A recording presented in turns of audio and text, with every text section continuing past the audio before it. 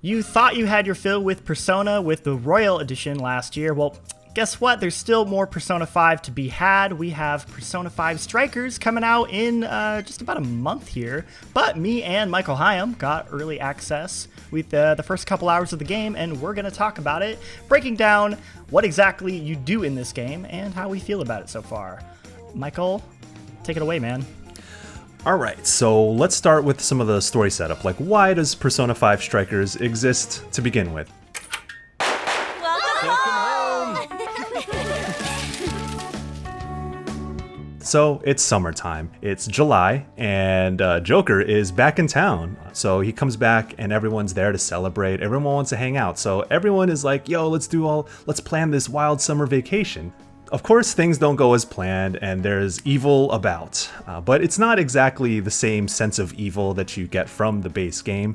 So there's this fashion model pop star. Her name is Alice, and Alice in Wonderland theme sort of thing going on here. If you recall Persona Q, sort of a similar thing. Someone at Atlas really likes Alice in Wonderland. Yeah. And so what she's doing basically is using the metaverse to seize people's desires, to basically turn them into obsessive fans who end up going to see her, buying her merch, and building her fame. So she's basically famous and makes a lot of money because she has turned everyone into stans. Are you okay? Alice, I love you, Alice. Please, spend your life with me. And then you're like, no, that's not right. We got to fight against that. So everyone bands together and says, hey, we're gonna go into the metaverse and we're gonna figure out what's going on. So that's kind of what they uncover.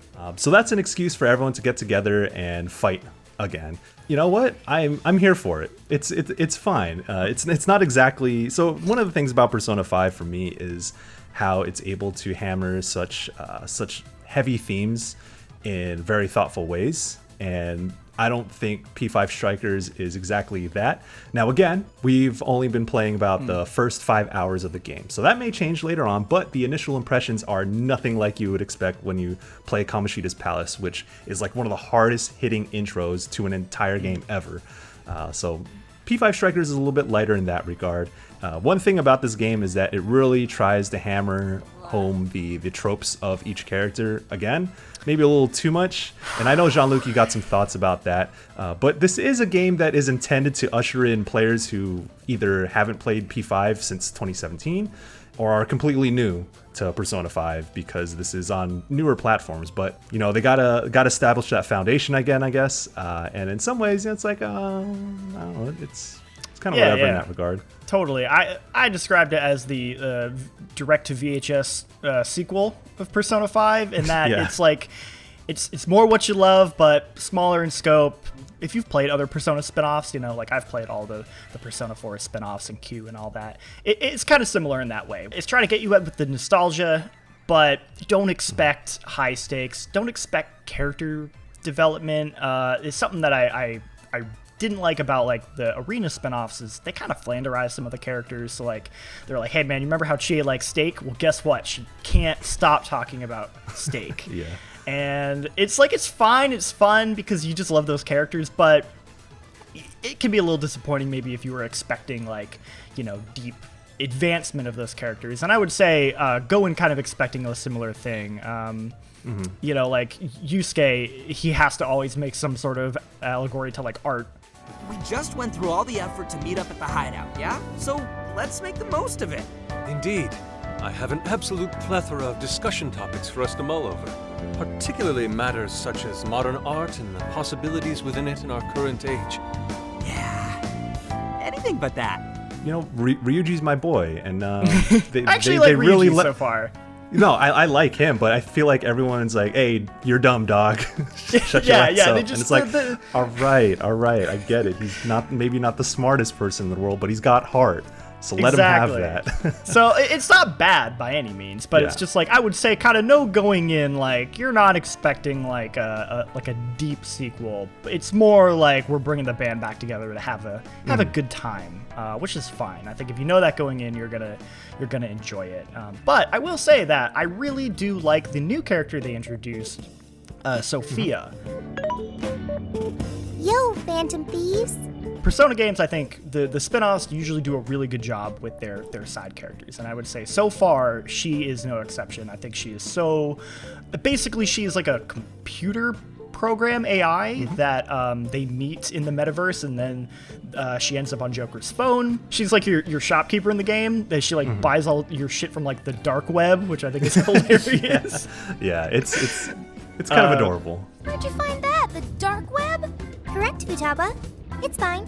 I broke no laws. Her shopkeep like design, excellent. And excellent the music that plays in the shop, very groovy. You want this one? You want to equip that? Thanks for your patronage. She's an excellent addition to the cast, and I think she has like her own charm. They maybe lean a little too into the like I have no memories of my past trope, but it's fine. Yeah, she's a humanity's companion, as she says. Humanity's companion. But there's also another character, Zenkichi Hasegawa, who is a cop, but there's more to him. And we haven't really discovered what he's up to quite yet. Of course, we'll find out later in the story. And this game's been out in Japan for about a year at this point, and I have avoided spoilers, so I actually don't know what his deal is. If you've seen gameplay of the Japanese version, you kind of know how he gets that he gets involved, but we're not quite sure yet. And that's I think that's one of the more exciting things past the sort of first palace, the first chapter of this game that we haven't really uncovered yet. That's kind of what the game is like from a story perspective. What are you actually doing in this game? Because it's a Muso game. Yeah. And so before we get into like the combat, which is an exciting part of this game, it does take on a bit of the structure of original Persona 5. So you do get to walk around Tokyo, you do get to go around shops, but not to the same extent as you might expect. So you might watch the gameplay, be like, oh, I get to walk around Shibuya Crossing, and I get to go to shops and stuff like that. It's like that, but bite size. You don't necessarily, at least what we've seen so far, you don't necessarily go into Big Bang Burger and like sit down, have a meal, level up skill points, or go to the movies. There's also, I guess I should just mention this right now, as a wild Yakuza reference. Love it. When you go, when you go to the movie theater with Makoto. You ever think about how those two games just switch genres this year? Yeah, you love to see it, but yeah, don't going in expecting that level of depth when it comes to the exploration of the town. But it is nice that the game does incorporate an element of that, and from what we've seen before.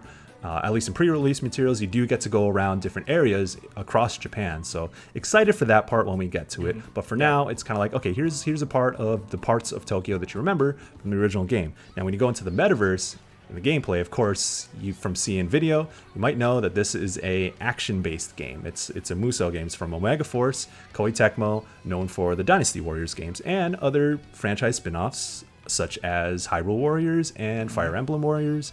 It does take a lot of the kind of design philosophies from those games, but it also takes in a lot from Shin Megami Tensei and Persona when you actually play the game. So do not go into this game expecting to button mash your way through it. If you do, you're gonna die, and you're gonna die fast, because this game can be very challenging.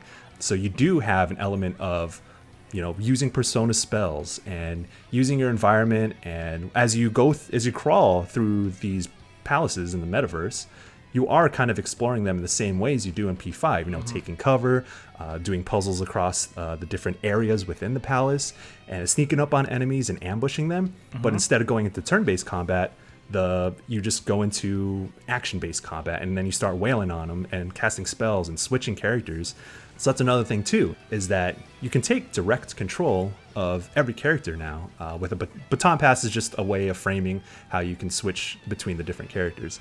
And another cool thing about the metaverse exploration is that you can walk around as other characters than Joker. Yeah. So I'm playing as Makoto, and I'm like, yo, she's the star Phantom Thief in this game now.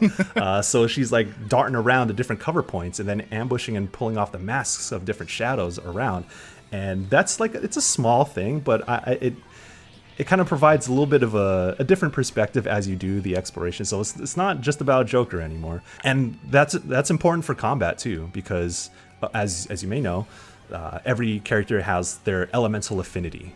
They have their different personas that grow in different ways, and you need to be able to wield them, not just with precision, but you need to make decisions fast in this game because it's not turn-based.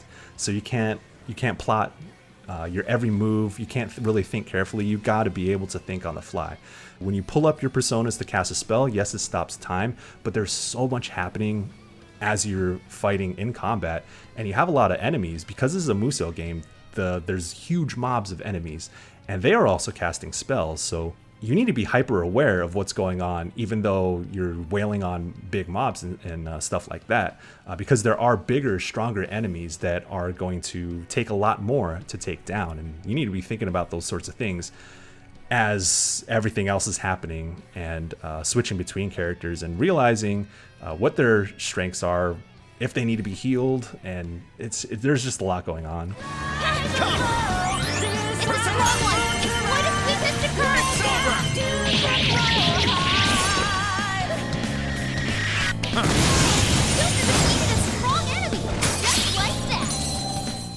For me, the part of the game that I'm still figuring out how I feel about it, and like I think, you know, I need more time to really kind of master it, because with Persona you're used to sort of like this clarity of focus where, because it's turn-based, you can take your time and you can really like plan out precision attacks, and when you're like on point in that game, you're like, I know I'm gonna hit him with this, and I'm gonna baton pass, I'm gonna do that, and it like feels so good.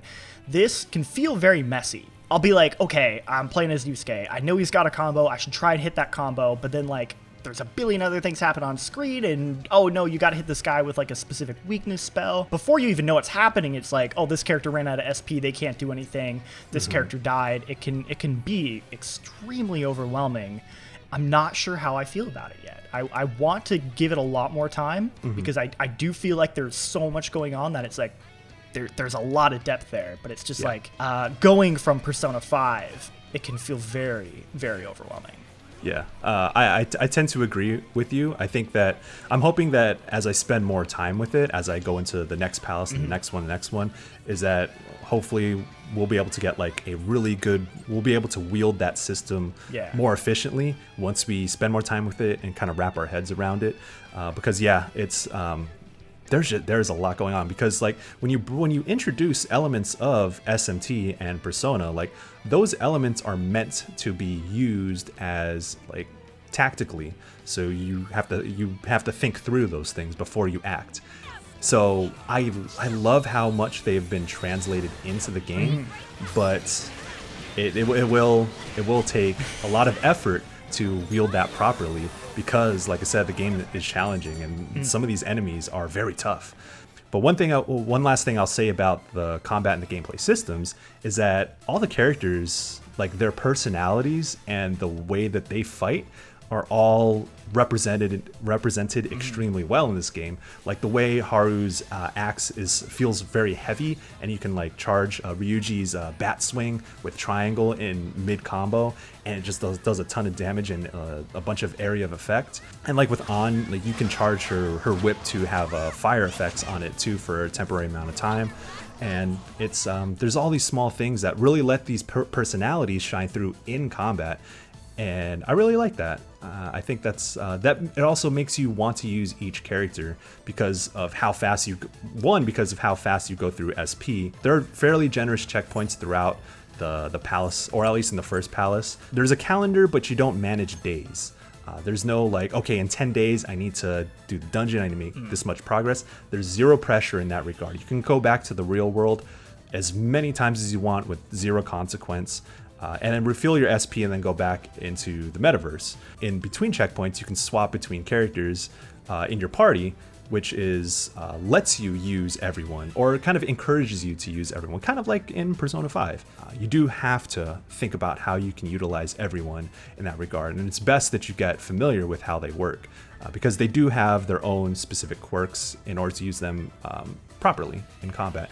And you best learn it, because again, this game can get pretty tough. So yeah, I think that for me is so far like the biggest draw of this game is, like you said, the novelty of getting to play as all the characters like in combat is like a lot of fun in the early hours.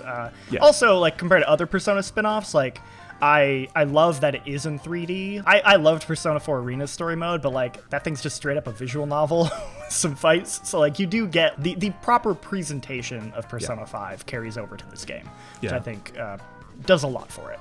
Yeah, so I do think that, at least so far, Persona 5 Strikers is the Persona spinoff with the most production value. Like, this is the closest a spinoff has been to the source material. You know, you may not get the same sense of, like, I live in this city, let's go explore and hang out with everyone, but you at least get a little bit of that.